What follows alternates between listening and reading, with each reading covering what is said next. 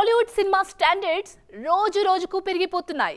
గతంలో graphical wonders అంటే మగధీర, ఈగ, ఆ తర్వాత బాహుబలి లాంటి సినిమాల గురించే మాట్లాడేవారు. కానీ ఇప్పుడు పరిస్థితి మారిపోయింది. కుర్ర దర్శకులు టెక్నాలజీతో వండర్స్ క్రియేట్ చేస్తున్నారు.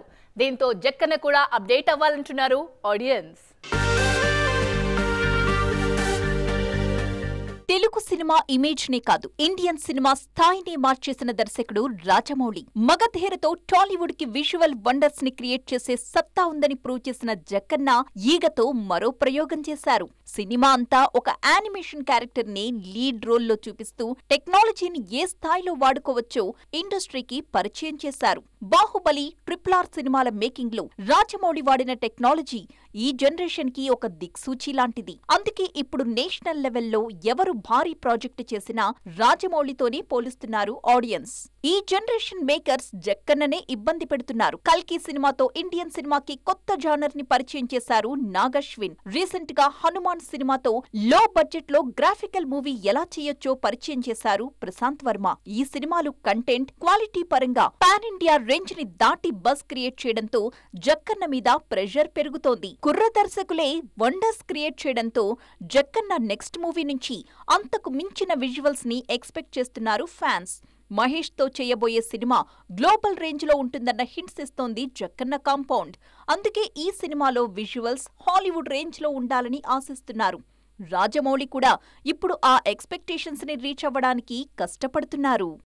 మోస్ట్ అవైటెడ్ కల్కి 2898 AD ఆడియన్స్ ముందుకొచ్చేసింది. ముందు నుంచి ఊహించినట్టుగానే బ్లాక్ బస్టర్ టాక్ తో దూసుకుపోతుంది. అదే జోరులో పాత రికార్డుల దుమ్ము దులుపుతోంది ఈ మూవీ. బాహుబలి తర్వాత ఆ రేంజ్ హిట్ కోసం ఎదురు చూస్తున్న డార్లింగ్ ఫ్యాన్స్ ఈ సక్సెస్ ను గ్రాండ్ గా సెలబ్రేట్ చేసుకుంటున్నారు.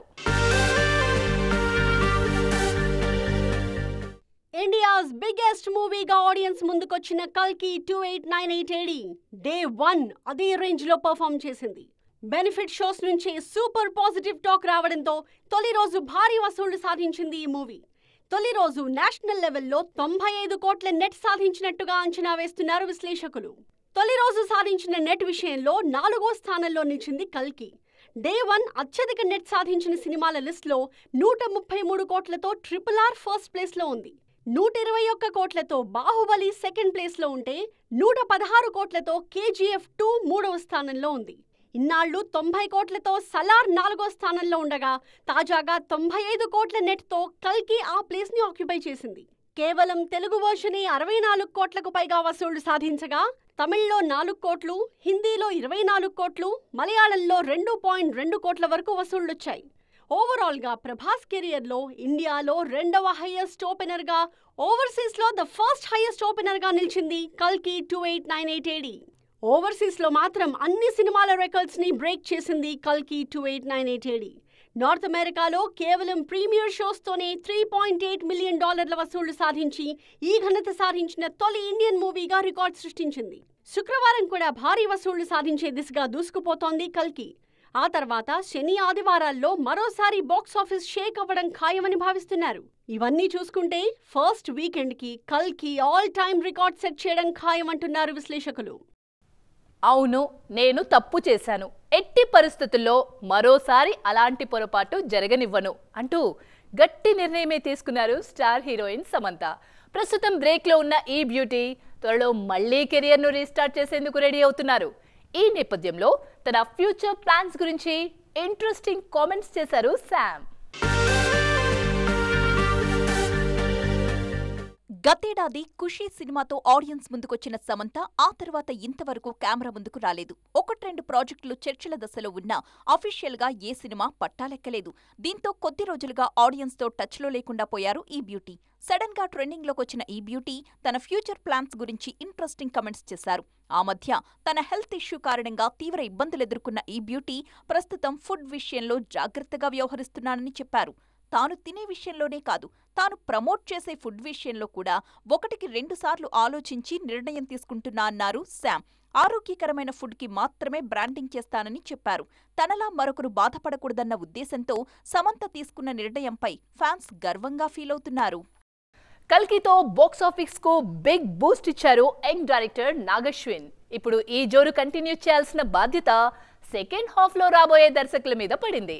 చరణ్, తారక్ లాంటి టాప్ స్టార్స్ తో సినిమాలు చేస్తున్న దర్శకులు కల్కి రేంజ్ సక్సెస్ ఇవ్వాల్సిన కంపల్సరీ సిచ్యువేషన్ లో ఉన్నారు.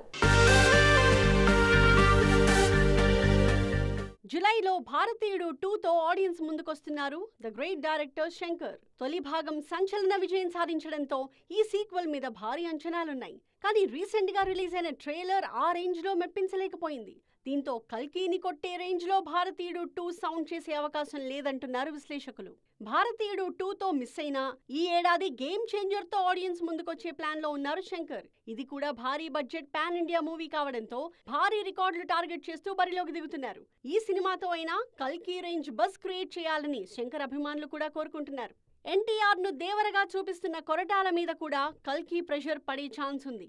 నేషన్ వైడ్ మాస్ యాక్షన్ సినిమాలు రికార్డులు తిరగరాస్తున్న ఈ టైంలో అదే జాన్రాలో వస్తున్న దేవర గత రికార్డులు బ్రేక్ చేయాలని గట్టిగా కోరుకుంటున్నారు ఫ్యాన్స్. దీంతో ఆ రేంజ్ కాంటెంట్ తో ఆడియన్స్ ని మెప్పించాల్సిన ప్రెషర్ లో ఉన్నారు కెప్టెన్ కొరటాల శివ.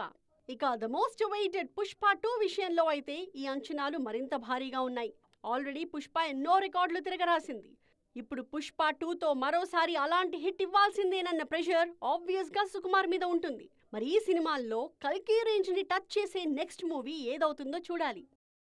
బాలీవుడ్ లో బిజీగా సినిమాలు చేస్తున్న జాన్వీ కపూర్ ప్రస్తుతం సౌత్ మీద ఫోకస్ చేస్తున్నారు.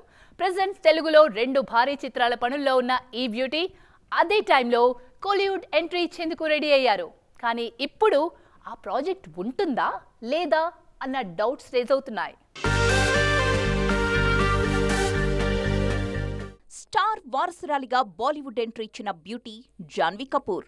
అయితే ఈ బ్యూటీ డెబ్యూ నుంచే సౌత్ ఎంట్రీ గురించిన డిస్కషన్ గట్టిగా జరిగింది.